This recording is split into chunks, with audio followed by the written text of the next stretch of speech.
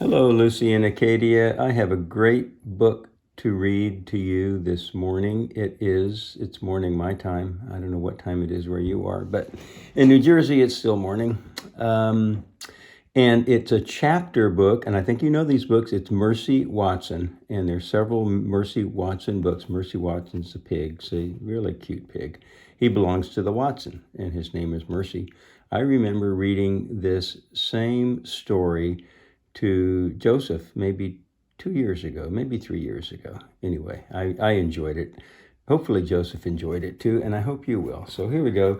Mercy Watson. I don't know if I'm going to read the whole book because it's kind of big. You can see how big the book is. It's got a lot of pages in it, a lot of words, but it's got a lot of interesting pictures too. So I don't know if I'll get through the whole book on this reading, but if not, I'll finish it next time.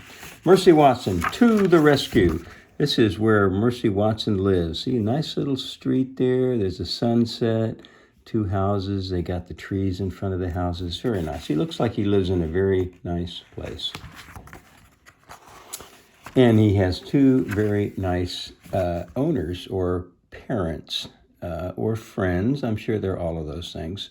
So chapter 1, look, there's Mercy. He's going to bed. Chapter 1. Mr. Watson and Mrs. Watson have a pig named Mercy. Each night they sing Mercy to sleep. Bright, bright is the morning sun, sang Mr. and Mrs. Watson, but brighter still is our darling one. Dark, dark is the coming night, but oh, our Mercy shines so bright. Look, they don't have any little boys and girls of their own, but they have a pig, and they love their little pig named Mercy. So do I, after having read a few of these books. And what does Mercy like? Mercy likes hot toast. This song makes Mercy feel warm inside, as if she has just eaten hot toast with a great deal of butter on it.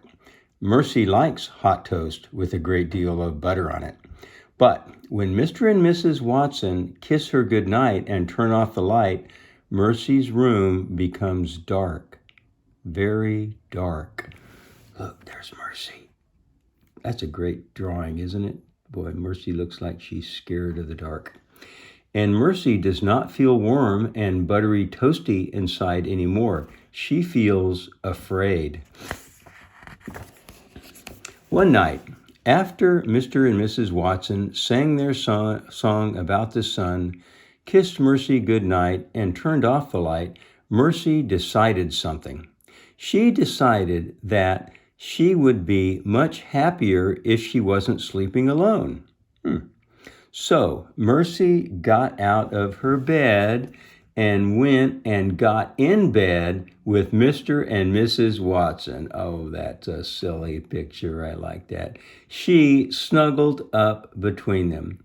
Mercy felt warm inside, as if she had just eaten hot toast with a great deal of butter on it.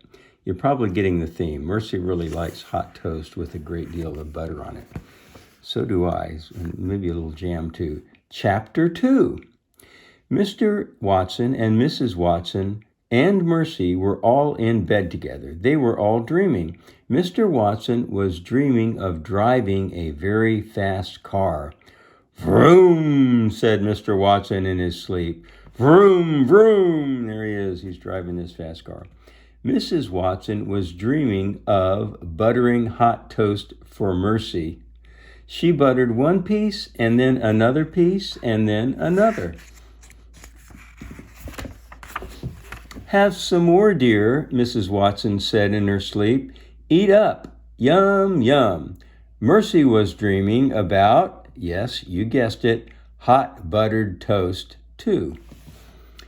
Look, she's doing the toast is coming up out of the toaster, and she's putting hot butter on it, and Mercy is waiting very expectantly. Just like when you see the macaroni and cheese coming, you're sitting there looking, and it's coming, it's coming, it's coming. In Mercy's dream, hot buttered toast was piled high on her favorite blue plate, and Mrs. Watson was buttering still more. It was an excellent dream. Little tongue sticking out there. She's waiting for that hot buttered toast in her dream. Mrs. Watson said, Mr. Watson said, vroom, vroom. See, he's dreaming about driving a car. You can see his arms there. Mrs. Watson said, have some more, dear. Mercy snuffled and chewed in her sleep. Mr. Watson and Mrs. Watson and Mercy were all so busy sleeping that they did not hear the bed creak. They were also busy dreaming that they did not hear the floor moan. Uh-oh, looks like the floor is about to break because the bed's so heavy. Look at this. Oh, dear. Mercy shouldn't have had that extra plate of hot buttered toast. She's too heavy now. It's like the bed might break. Chapter 3. Boom! A hole opened under the Watsons' bed. Crack! The Watsons' bed fell into the hole. Mr. Watson woke up. Mrs. Watson woke up. Mercy woke up too. What the? Said Mr. Watson. Look at that. The bed's going through the floor. Too much hot buttered toast with butter. Oink, said Mercy. It's an earthquake, shouted Mrs. Watson. It's the end of the world. Nonsense, said Mr. Watson, but he did not sound very sure. He sounded frightened. Mercy, however, was not frightened. Mercy was hungry. Oink, said Mercy again. She moved to the end of the bed. Boom, crack. Boom, crack. Okay. The bed fell a little farther into the hole in the floor. Don't move, shouted Mr. Watson. Whatever you do, don't move. Mr. and Mrs. Watson and Mercy held very still. Mrs. Watson started to cry. I know exactly what we must do, said Mr. Watson. We must call the fire department. They will rescue us. But you said we should not move, said Mrs. Watson. How can we call the fire department if we cannot move? It's a good question. Let's look at the picture again. There they are. See, they're all in the bed. The bed's getting ready to drop through the hole in the floor, and they're afraid. Look how frightened Mrs. Watson is. They're afraid that if they move, the whole bed's going to go through the floor, and they'll crash into the floor below. And now, what's Mercy thinking? Mercy is thinking about her lovely toast-filled dream. She wondered if there was any toast in the kitchen. She's not very worried.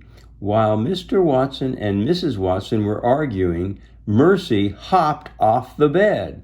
Boom! Crack! Oh my gosh, Mercy moved. She wasn't listening. See what happens when you don't listen? See, now the bed, it looks like it's even falling farther into the hole. Meanwhile, Mercy's going to go look in the kitchen to see if there might be some hot buttered toast in the kitchen. She knows what she wants. She wants or he wants? I'm not sure. I think it's a she. Maybe we'll find out. We'll look for pronouns and see whether it says he or she. She. It is a she. Look, said Mrs. Watson. Mercy has escaped. She is going to find help. See, that's the word she. S-H-E. So we know Mercy is a girl pig. She is going to find help, said Mr. Watson. She is going to alert the fire department. We'll see about that. Mercy left the bedroom at a gallop. She was in a hurry. She was on her way to the kitchen. She was looking for some toast. Not looking for the fire department. Mercy knows what's important. In the kitchen, fire departments, they not only put out fires, they can come help you in all kinds of emergencies. If you have a problem and you need to get somebody out of a tree or get somebody out of a hole in the ground, they have ladders and ropes, and they're trained to help people when they have emergencies like that. It's not just for fires. Okay, chapter 4. In the kitchen, Mercy sniffed the table. She sniffed the kitchen counters. She sniffed the floor. But there was no toast. There was not even a crumb of toast. Mercy's stomach growled in disappointment. Oh, she's looking around. She can't find anything. Her stomach's growling. Probably been a whole 2 hours since she had anything to eat. She's hungry. Boom! Crack! It's the bed starting to fall further in the hole. Help us! Mrs. Watson called. Mercy thought very hard. Where could she get a snack? Boy, Mercy's really focused on what's important. And the answer came to her. Baby Lincoln always had sugar cookies. Baby Lincoln lived next door, and Baby Lincoln liked to share. Mercy took the kitchen doorknob in her mouth. She turned it. Help! Mrs. Watson called again. Sugar cookies, thought Mercy. She stepped outside. There she goes, out the door. Chapter 5. Let me see. I'm about halfway through this book. I think I'm going to finish chapter 5, and then I'll put the rest of the book on a different video so that you can watch that at a different time if you want to. So this is chapter 5, but it's going to be very exciting when I stop. Okay, so there are 2 pictures there, and these must be 2 sisters. This says Eugenia. Okay, so that's one sister. And this says Baby. Okay, that's interesting. That's an older woman, and her name is Baby. Okay, well, that's her name. The Lincoln sisters live next door to the Watsons. Eugenia Lincoln was the older sister. She had many opinions. One of Eugenia's opinions is that pigs should not live in houses. Okay, well, that's a reasonable opinion. Eugenia often says, listen closely to me, baby.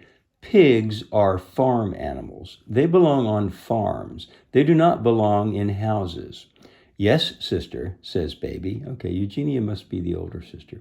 Yes, it says that. Baby Lincoln is the younger sister. She is the baby of the family, even though she's older now. Baby agrees with everything Eugenia says. I wonder if Lucy is like that. Lucy, do you agree with everything Acadia says? I bet you don't. It is easier that way. Okay, so Baby says, I'll just agree with Eugenia, and then we don't have to argue. She says, but secretly, Baby has an opinion of her own. Okay, good. I'm glad to hear that. She says she agrees with Eugenia, but she actually has her own opinions. That everyone should have their own opinions, Lucy. Baby's opinion is that Mercy is good company. Okay, so Baby likes to spend time with Mercy. At the Lincoln sisters' house, Mercy looked into Baby's window. She could see Baby sleeping. Mercy pressed her snout up against the window pane. Oink, said Mercy. That's what pigs say. They say oink. So oink, said Mercy. But Baby did not hear her. Snuffle, said Mercy. Okay, so there's Mercy. She's trying to get Baby's attention. So she's saying oink, oink, and she's going snuffle, snuffle. That's what snuffling is. She's trying to get Baby's opinion. Mercy tapped her hoof against the window. Baby sat up in bed. Who's there? She said. Baby saw Mercy's snout pressed up against the window. A monster! Shouted Baby. A monster at my window! Mercy shook her head. Sister! Shouted Baby. Help! Help! A monster! Okay, so what's happening is Baby hears these noises in the middle of the night. She looks and she thinks it's a monster. It's actually Mercy, but she thinks it's a monster. So she's screaming out, Sister! Shouted Baby. Help! Help! A monster! Eugenia woke up. She did not put in her teeth. Okay, sometimes older people have false teeth. So they lose their original teeth and they have a set of artificial teeth called false teeth that they only put in their mouth during the daytime, and they take them out at night when they sleep. So apparently Eugenia has false teeth, but she did not put on her false teeth. She has no teeth there. She just gets up without putting her false teeth in. She did not put on her glasses. Eugenia went straight to the phone and called the fire department. There is a crisis of an uncertain nature at 52 Deckawoo Drive, said Eugenia Lincoln. Come immediately. Okay, so she calls the fire department. She doesn't really know what's going on. She just hears her sister yelling, and she calls the fire department. And then Eugenia put on her robe and rushed to Baby's room. In her opinion, that's Eugenia's opinion, Eugenia Lincoln was very good in a crisis. Okay, so she thinks it's a crisis. Look, she's got hair rollers on to make her hair a little bit wavy. Sometimes women, or men maybe, but sometimes women mostly sleep in curlers at night to make their hair wavy. Chapter 6. Okay, I'm going to read one more chapter, and then I'll read the rest on a separate video. Chapter 6. Here they are. See, there's Mercy. She's outside looking in. There's Eugenia. There's Baby. Boy, Eugenia looked kind of mad. "What's going on here?" asked Eugenia. "There's a monster outside," said Baby. She pointed at the window. "That is not a monster," said Eugenia. "That is the pig from next door." "Mercy?" said Baby. Eugenia shook her fist. Oh, she's mean. She's shaking her fist at poor little Mercy. There she is. "In my opinion," said Eugenia, "pigs belong on farms."